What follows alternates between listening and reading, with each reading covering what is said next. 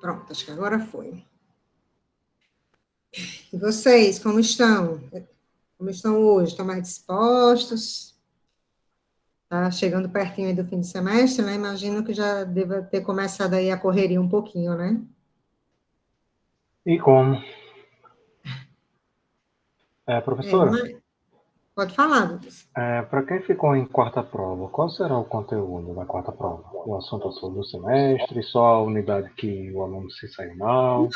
Normalmente, eu seleciono alguns conteúdos, né? Normalmente, porque assim, meio que está interligado algumas coisas, né? Análise de circuito corrente contínua, corrente alternada, com isso já vai a primeira e a segunda unidade, né? Da terceira, geralmente eu seleciono ou máquinas, ou transformadores, ou instalações, né? Eu ainda não pensei nisso. Quando a gente fizer antes de fazer a terceira prova, eu vejo com vocês, mas certamente a primeira e a segunda unidade vão cair, né? Tá bom, aí discursiva, objetiva, ainda... Provavelmente, na verdade, a reposição normalmente eu faço tipo uma defesa, né? Mas depende da quantidade de alunos. Tipo, eu dou um tempo para vocês resolverem a questão e vocês vão, tipo, explicar o que vocês fizeram. Na mesma hora, entendeu? Mas aí realmente vai depender de quantas pessoas forem para reposição. Aí, quando eu tiver a nota da terceira, que eu vou saber o formato, né? Na verdade. Certo. Certo? Isso, Samuel. Sexta-feira eu coloco o laboratório, tá certo? Eu realmente ainda não fechei, ainda estou esperando o material que o Lucas está preparando, mas aí eu imagino que amanhã a gente feche tudo.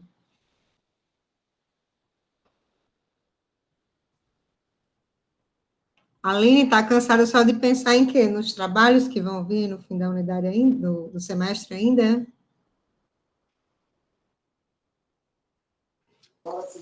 Professora, tem uma semana. Ai, meu Deus. Tem uma semana que vai ter 5 provas.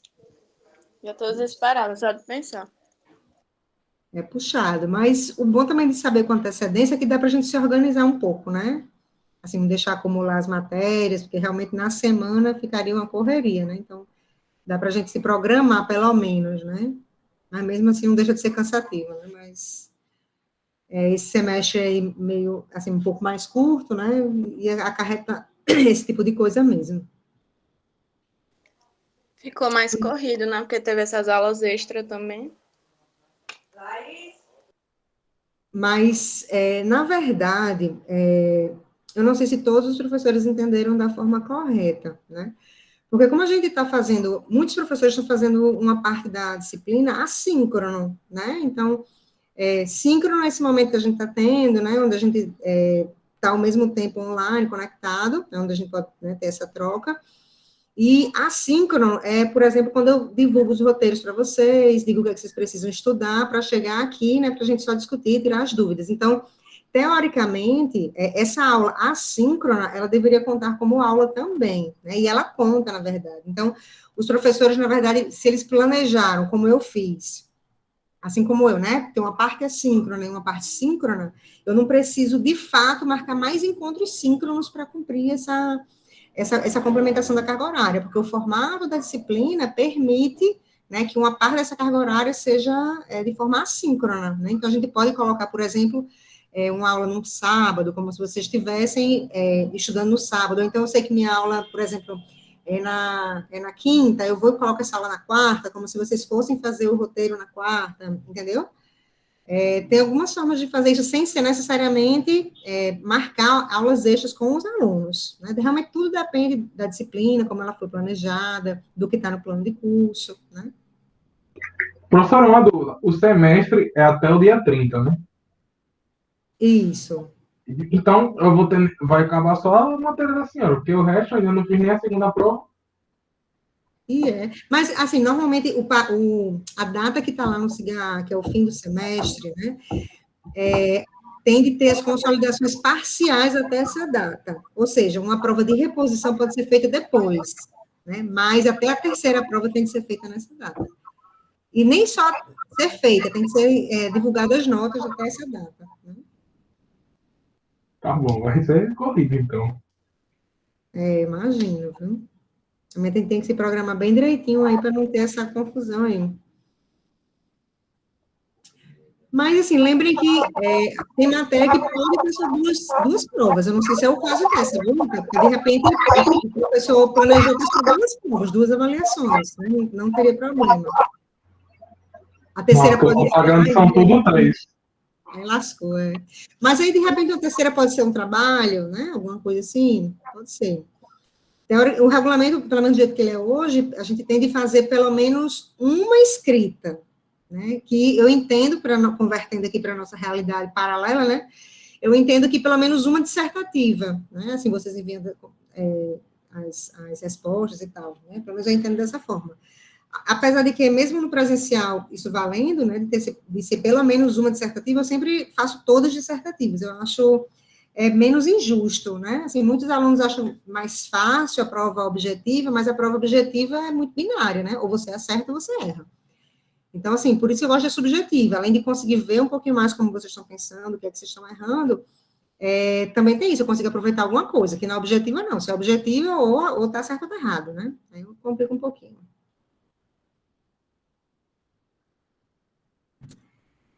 Realmente eu entendo, Eduardo, mas vai dar certo. Vamos ter fé em Deus que vai dar tudo certo, viu? Alguém quer comentar alguma coisa antes de eu projetar o roteiro? Pois eu vou projetar aqui. Se alguém quiser falar alguma coisa, pode falar.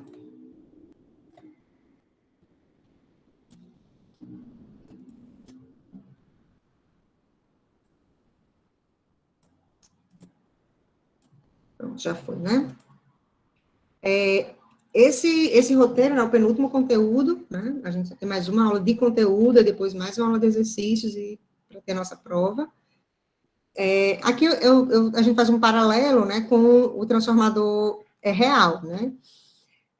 Qual seria a diferença, né? Sempre quando a gente, pelo menos se tratando de eletricidade, né, de circuitos, de sistemas elétricos, de equipamentos elétricos, sempre quando a gente considera o real e o ideal, a gente está falando de perdas, né, de algumas considerações que a gente faz, que a gente pode meio que desprezar quando a gente está vendo o caso ideal, né? Então, por exemplo, um transformador real, o que acontece? A gente tem um núcleo, né, que é um material ferromagnético, que o ideal é que ele tenha permeabilidade infinita, né? O que seria ter um material com permeabilidade infinita?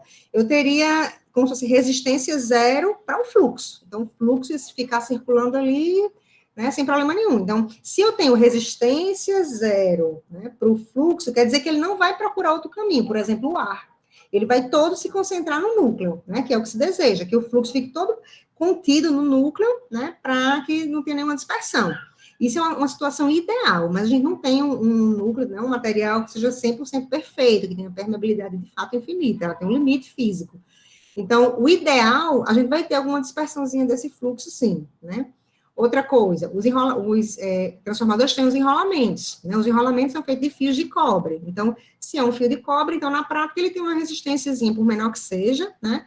Intrínseca aí ao material. Então, no transformador real, a gente tem uma perda ôhmica aí, né, por causa dessa resistência. Já no ideal, a gente despreza essas perdas. Então, tudo que a gente puder desprezar de perda, né, a gente remete a um caso ideal, né? Então, por isso que essa seria a diferença entre o transformador real e o transformador ideal, né? Mas, de novo, esse conceito, né, ele pode ser ampliado aí para qualquer sistema, né? Se tiver um paralelo entre o real e o ideal, tá? Bom, aí esse roteiro se trata disso, porque quando a gente despreza essas perdas, a gente tem algumas facilidades nos cálculos, isso vale para tudo, né? Todas as equações, a maioria das equações, pelo menos que modelam algum equipamento físico, né, tem um quê aí de desprezar um pouquinho de algumas perdas, de algumas características aí que fogem um pouquinho da real, né? Porque senão seria, pelo menos os sistemas não lineares, seria muito complicado de fazer uma modelagem, né? Com 100% de fidelidade, né? Porque são muitas perdas, muitos detalhes que às vezes nem influenciam tanto, mas se eu for considerar, eu faço o meu modelo ficar muito maior, né? Então, fazendo algumas simplificações, eu consigo ter um modelo muito próximo do real, né? Mas um pouco mais simples, né? Então, normalmente esse é o objetivo de trabalhar com os sistemas ideais. Então, a gente vai ver como é que funciona esse transformador ideal, né? Que basicamente, quando a gente está lidando com o transformador, né? Assim, a gente pode fazer essa aproximação que é um valor bem próximo, realmente. Aí, fiz um videozinho falando do transformador monofásico, né? Aqui também tem um texto falando sobre esse transformador ideal. Alguém tem alguma dúvida sobre a teoria? Alguém não entendeu alguma passagem?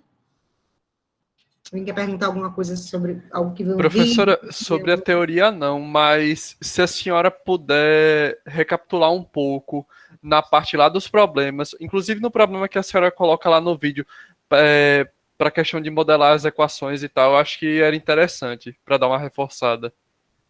E modelar as equações, você diz do exemplo ou da dedução de refletir uma tensão? Não, eu acho que pode ser do exemplo mesmo, acho que fica mais fácil para entender melhor. Certo, eu vou abrir o exemplo, então eu vou tirar essa projeção e vou abrir o slide que eu mostro no vídeo e a gente vê qual é o exemplo. Tá? Deixa eu abrir aqui o slide. Transformador monofásico.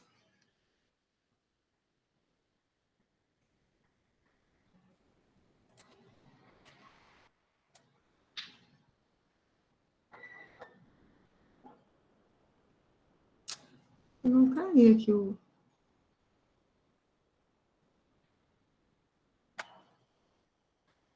Poxa, como se não tivesse aberto. Ah, é porque já está... Vocês estão vendo o slide, onde tem escrito transformador monofásico, ou estão vendo o roteiro? Na verdade, professora, não está aparecendo nada. Porque quando eu boto aqui uma janela, ele só me dá a opção do... Ah, pronto, agora apareceu o slide, pronto. Tá indo, né? Pronto.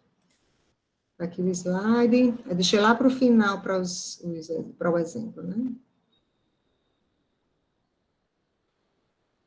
Eu botei mais de um, eu botei 2. Você se refere a qual exemplo, Luca? Volta um slide, por favor. Esse é o primeiro slide do exemplo. Não, é mais para frente. É o segundo slide, então? Isso. Esse aqui? Aí. Certo. Foi nessa relação aí que eu me enrolei todo. Certo. É porque é o seguinte, quando a gente tem um transformador, né, a gente tem mais de uma forma de encontrar os parâmetros aqui, porque aqui é como se eu tivesse 2 circuitos, certo? No caso do transformador ideal, eu não vou considerar a indutância mútua, né? Porque se fosse um transformador real, teria o acoplamento entre as bobinas, aí eu tinha que calcular aquela parcela a mais de tensão, mas no caso do ideal, eu só vou fazer a relação da tensão do primário com o secundário em função do número de espíritos do primário e do secundário, né? Que é isso que eu mostro no vídeo aí, como calcular essa relação. Aí, pronto. Se eu vier desse lado aqui, né? Digamos, se eu for um observador elétrico aí, chegasse aqui no primário, né, desse transformador, se eu olhasse desse ponto aqui, o que eu ia enxergar em relação a V0? Vamos supor que eu medi V0 do jeito que está aqui e deu, sei lá, 10 volts. Será que desse lado eu enxergo 10 volts também? Não, né? Por quê? Porque eu tenho uma relação aqui de espiras, né? Se aqui eu tenho, por exemplo, uma relação 1:2, quer dizer que para cada volt do primário eu vou ter 2 no secundário. Então, se V0 fosse 10 volts, no primário, eu ia enxergar quanto? 5 volts. Por quê? Porque para cada espira do primário, eu vou ter, para cada 1 volt do primário, eu vou ter 2 volts no secundário. Se eu tenho 10 no secundário, quer dizer que eu vou ter 5 no primário. Então, é como se esse transformador, se eu olhasse daqui, eu ia enxergar essa tensão V0 como se fosse 5 volts. Se, de fato, quando ela está aqui, ela for 10, né? Então, o que a gente pode fazer? Baseado nisso, eu posso pegar esse elemento todo e escrevê-lo do outro lado do transformador, né? Aí só que eu tenho que preservar a visão que o outro lado do transformador vai ter, né? Por exemplo, se aqui V0 for 10 volts, quando eu pegar essa impedância e trouxer para cá, em cima dela vai ter que ter os 5 volts. Por quê? Porque tem a relação de transformação. É como se fosse uma lombada aqui que eleva ou que abaixa essa tensão. Então, se eu passei de um lado para o outro, essa tensão vai variar de acordo com a relação de transformação. E o valor 20 ohms vai continuar o mesmo? Também não, né? Porque como a tensão aqui em cima, né, muda da forma como eu enxergo, e a corrente que passa por ela também muda, também baseada nessa relação de transformação, eu tenho como saber qual é a relação de impedância, né? Que vai ser justamente de N ao quadrado, né? Se N é 2, o Z2 sobre Z1 vai ser, seria 4, a relação entre a impedância do secundário e do primário. Então, eu traria essa impedância para cá, corrigindo o valor, né, que é o lado o valor que o outro lado do transformador enxerga daquela impedância. Aí, nesse caso aqui, o que acontece? Aí, aqui, para a gente conseguir entender esse problema, a gente tem que ter clareza em relação às relações, né? Eu vou só voltar aqui um pouquinho, né, porque aqui tem um resumo, mas eu mostro como a gente chega nessas expressões, né? Então, a tensão lá no secundário em relação à tensão no primário, ela é dada pela relação de transformação. Já a corrente, ela é o contrário. A corrente no primário sobre a corrente no secundário é dada por essa mesma relação de transformação. Se eu faço uma relação aqui, considerando que V é ZI, né, eu chego a essa expressão aqui, que é a impedância estando lá no secundário, dividido pela representação dela no primário, é igual a N ao quadrado. Isso vale o contrário também, né? Eu posso pegar uma impedância que está lá no primário e escrever ela lá no secundário. Então, se eu tenho uma impedância Z1, né, que vale tantos ohms lá no primário, eu posso representar lá no secundário fazendo essa correção aqui. Nesse caso, se eu conhecer Z1, sei lá, se for 1 ohm, Z2 vai ser 1 vezes N ao quadrado. Então, eu pego esse valor e consigo representar essa impedância, né, lá no secundário. Então, eu posso fazer isso dos dois lados. Eu pegar do secundário e mandar para o primário, ou do primário e mandar para o secundário. Isso a gente chama de refletir, né? Porque quando a gente faz isso, eu consigo, por exemplo, ó, esse exemplo aqui. Eu tenho 2 malhas, né, separadas por um transformador. Mas quando eu faço isso, quando eu passo, por exemplo, essa fonte para um lado, essa impedância para um lado, ou o contrário, né, eu consigo escrever as 2 malhas como se fossem uma só, né, fazendo as correções nos valores aqui, né. Aqui eu transformei esse Z2 e esse VS2, eu passei, não, refleti esses elementos no primário, né, que eu faço as correções nos seus valores e consigo desenhar com uma malha só. Como eu refleti isso lá no primário, né, a corrente que eu calcular aqui vai ser justamente a corrente no primário. Se eu quiser achar do secundário, é só ir naquela equação da relação de transformação que eu consigo escrevê-la no secundário. E para que a gente vai fazer isso? Para facilitar as contas mesmo, né, porque nesse caso aqui, eu até poderia fazer, né, percorrer essa malha, percorrer essa outra malha, aí dizer que V1, a relação, né, de V2, na verdade, sobre V1 vai ser N, que é 2, e a relação de I1 sobre I2 também vai ser N, né. Aí eu teria aí as 2 equações de malha e mais essas 2 relações de transformação. Eu teria 4 equações para resolver. Mas se eu fizer, por exemplo, simplesmente pegar essa impedância aqui, 20 ohms, e refletir ela no primário, eu vou ficar só com uma malha. Aí vou achar o I1, se eu quiser I2, é só usar a relação de transformação que eu acho o I2, certo? A ideia é essa. Você ficou em dúvida como fazer ou alguma passagem que você não entendeu, Luca? Não, foi mais essa lógica inicial mesmo que eu fiquei perdido, mas agora eu acho que fez mais sentido. Porque, na verdade, assim, se você entender realmente isso que eu falei agora, ela é relativamente simples, né? Porque o que eu escolhi aqui fazer? Vou refletir tudo no primário. Como é que eu só tenho essa impedância, então eu só preciso refletir essa impedância no primário. Aí eu parto da expressão que Z2 sobre Z1 é igual a N ao quadrado. Quem é Z2? É 20 ohms. Quem é Z1? É Z2, representada lá no primário, que eu posso chamar também de Z', né? Então, eu chamei a impedância, o 20 ohms de Z', ou, desculpe, de ZL, e Z', né, ZL' é justamente o valor de ZL refletido, né? Que é igual a N ao quadrado. Então, eu chego à conclusão que aquela impedância de 20 ohms, se ela ficar no secundário, ela vale 20 ohms. Mas se ela for refletida para o primário, ela vale 5. Aí eu consigo escrever as 2 malhas, né, como se fosse uma só, né? Com esse valor de impedância sendo o ZL. Aí aqui, pronto, aí eu posso fazer aqui, nesse caso eu podia fazer como eu quero a tensão aqui em cima dessa impedância, eu posso fazer ou o divisor de tensão, ou podia achar a corrente, né? Aqui tanto fazia. Eu achei a corrente aqui, né? Então, a corrente I1 foi essa, né? Fazendo V igual a ZI, né? Tem esses 3 elementos, tem a tensão e tem a corrente. Aqui direto eu acho que é essa corrente.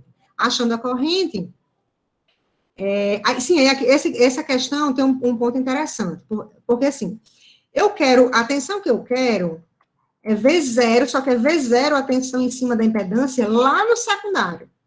Aqui eu tenho mais de uma forma de fazer isso também, né? Eu achei a corrente aqui, né? Bom, essa corrente aqui. Se por um acaso eu fizesse V igual ZL' vezes I, o que eu ia achar? Eu ia achar a tensão em cima do elemento lá no primário. Só que eu quero essa tensão lá no secundário. Então, uma forma foi a que eu fiz, de achei a corrente lá na posição certa, ou então que eu poderia fazer também, achar aqui essa tensão em cima dessa impedância, e depois, achando essa tensão, eu escrever, fazer a relação de transformação. Se esse V0' que eu achei, sei lá, foi V0', né? Aí eu vou usar a relação de transformação para rebater essa tensão lá para o secundário, que tem que dar o mesmo valor. É uma opção. A outra, né, que foi a que eu adotei, eu voltei para o meu circuito original, sabendo quem é a corrente 1, aí com isso encontrei a corrente 2, né, porque eu sei que o I1 sobre 2 é igual a N. Aí achando essa corrente 2, eu faço direto aqui V igual a ZI. Aí sim, essa tensão V0 vai ser a tensão que eu quero, porque é a tensão no secundário do transformador. Mas lembrando, né, quando eu tinha um circuito único lá no primário, quando eu fazia V igual a ZI, eu ia achar essa tensão refletida no primário. Se eu quisesse saber de quem é o V0 mesmo, bastava eu refletir de volta para o secundário. Tem que dar exatamente o mesmo valor, né? Aqui está aí, né? Que seria esse valor aqui de V0, né? Tinha que dar o mesmo valor realmente. Certo? É só isso, essa questão. Ficou mais claro? Alguma pergunta mais sobre essa questão, Luca? Não, professora, por mim tá ótimo. Obrigado, viu? Nada, imagina. E vocês, alguém mais?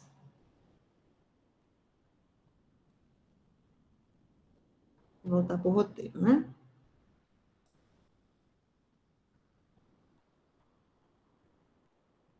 Aqui, peraí. Só um minuto.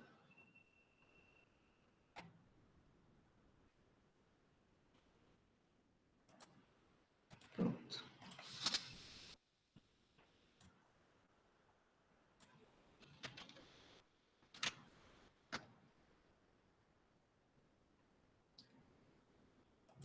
Pronto, então, da teoria, alguém ficou com dúvida em mais algum ponto? Quer perguntar mais alguma outra coisa?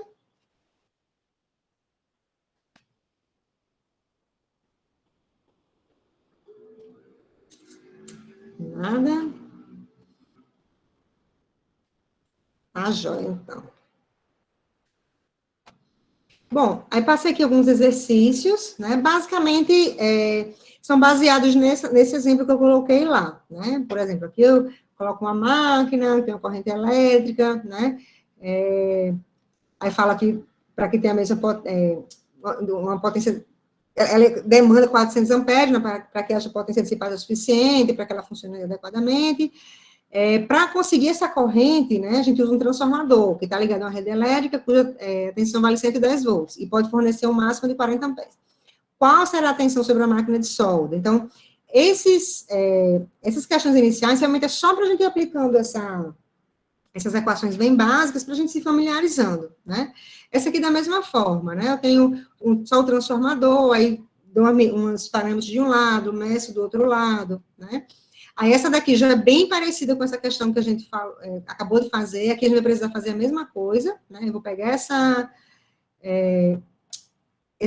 impedância, né, e refletir no primário, posso fazer o contrário também, mas por que é mais fácil, nesse caso, eu refletir esses dois ohms no primário do que o contrário? Porque aqui eu só tenho um elemento, então eu só preciso refletir um elemento. Se eu fosse refletir tudo no secundário, eu precisaria refletir a fonte de tensão e o resistor também, né? Então, é mais fácil, nesse caso, eu refletir tudo para o primário, achar os parâmetros que eu quero no primário e os seus correspondentes lá no secundário, né, que eu peço aqui.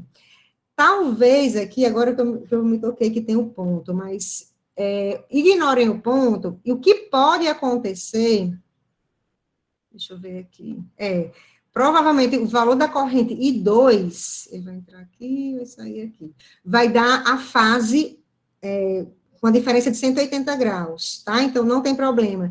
Essas que tem o ponto, se você obtiver uma resposta com essa diferença de 180 graus, é só por causa do sentido, que a gente vai desprezar aqui, né?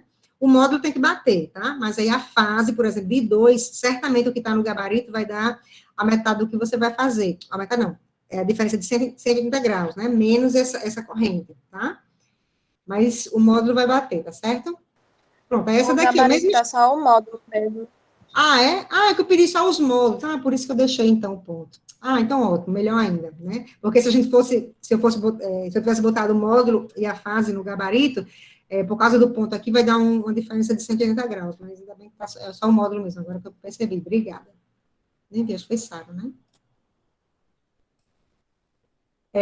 Essa daqui é a mesma coisa, né? Eu quero saber I1, né? Só que eu tenho 2 transformadores. Eu tenho que escolher uma das 3 malhas, refletir tudo nela, né? Que seria o que eu acho que é mais simples, para conseguir aí esse valor dessa corrente, tá? Seria essa lógica aí, mas é basicamente o mesmo processo, só que eu vou precisar fazer mais de uma vez, tá? São só essas questões, né? Dessas questões, alguém teve alguma dificuldade em fazer alguma? Professora, nessa 4 não tem como refletir logo do terceiro para o primeiro, né? Tem que ir Não, terceiro para o segundo, segundo para o primeiro. Você pode até deduzir que vai ser uma relação entre as duas relações de transformação. Pode, mas é bom você deduzir como fazer isso para não errar, entendeu? Mas dá, teoricamente dá.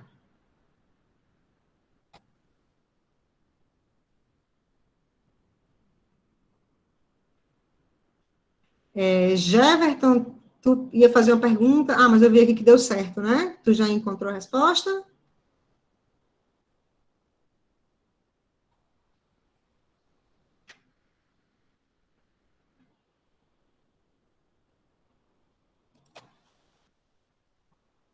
Que bom, então. Mas e aí, alguma pergunta? Alguém quer esclarecer alguma coisa dessas questões? Sim, eu não sei se vocês viram, eu esqueci de falar no início. Eu coloquei a lista ontem lá no CIGA. Eu coloquei, se não me engano, foram 10 questões, né? Porque eu tentei tentar enxugar e tudo, mas, assim, como a questão, o assunto de máquinas, de máquinas, basicamente de máquinas, né, que é só teórico que a gente vai ver, aí não tinha muito sentido eu colocar, porque, assim, seria um texto, né, assim, e pedir coisas sobre o texto. Então, é interessante que vocês dêem uma olhadinha nos vídeos, vejam algum texto sobre máquinas, né, para entender um pouquinho a diferença entre essas máquinas, e de instalações também eu não coloquei porque vocês fizeram um projeto, né, mas aí de transformadores para vocês praticarem um pouquinho, né, eu achei realmente importante colocar essas questões, tá, eu coloquei ontem, tá lá no CIGA, tá bom? A lista com essas questões aí sobre transformadores. Sim, mas aí já tem também as questões sobre a próxima aula, né? Que é sobre autotransformador e transformador trifásico. Eu acho que as 4 últimas são sobre esses 2 assuntos, mas as primeiras são sobre o transformador real e o ideal, tá?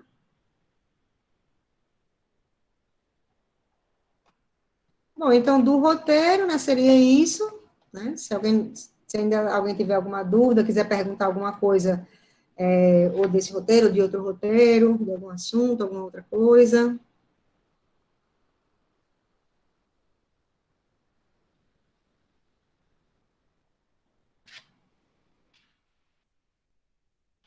Deixa eu pegar aqui, ó.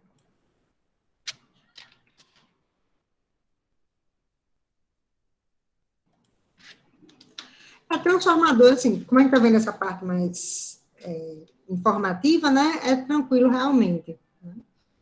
E também a gente não está vendo a regra do ponto, né, que às vezes complica um pouquinho, né, mas isso já ajuda.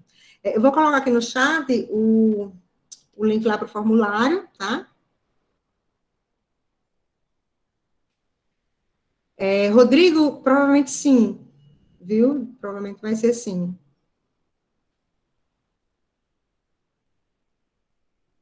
Que essa, infelizmente, no remoto é a garantia que eu tenho, né, que pelo menos, assim, vocês vão entender o que é que vocês estão fazendo, né, porque eu sei que muita gente copia, adapta de algum colega, assim, isso, querendo ou não, é ruim, né, eu sei que às vezes a gente é um pouco imediatista de querer, sei lá, eu quero me livrar dessa disciplina, eu quero fazer isso de qualquer jeito, mas, assim, se o conteúdo está aqui, porque realmente, assim, de alguma forma, mesmo se você não for usar, como eu falei no início, né, ele serve para te dar algum embasamento, algum tipo de raciocínio que você vai precisar, né? Então, assim, pelo menos eu entendo que é a forma que eu tenho, né? Como a gente está nesse negócio meio doido aí de online, de remoto, é a forma que eu tenho de me garantir, né? Que pelo menos você vai entender o que você fez, né? Para poder explicar, você vai ter que entender um pouquinho, né? Então, seria por essa razão.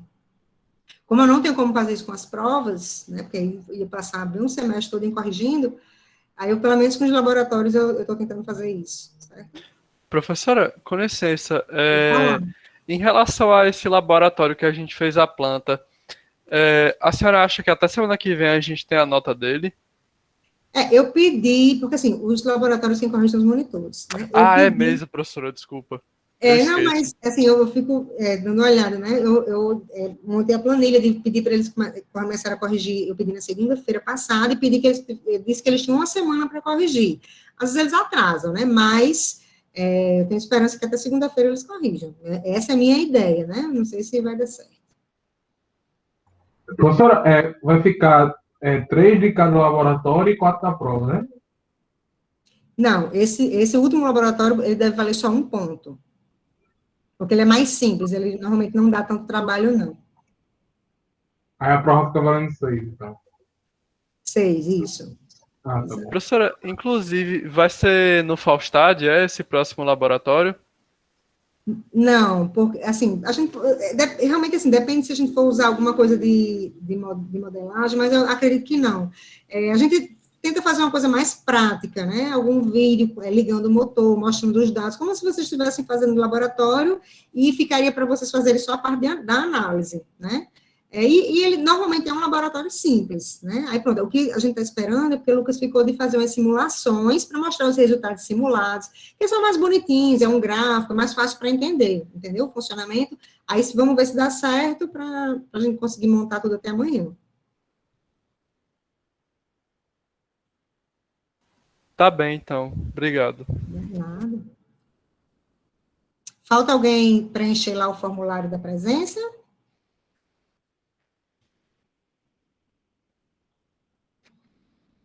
Espero. Se alguém quiser perguntar alguma coisa, eu vou parando aqui a apresentação, a gravação. Vou dar só o tempinho do pessoal preencher.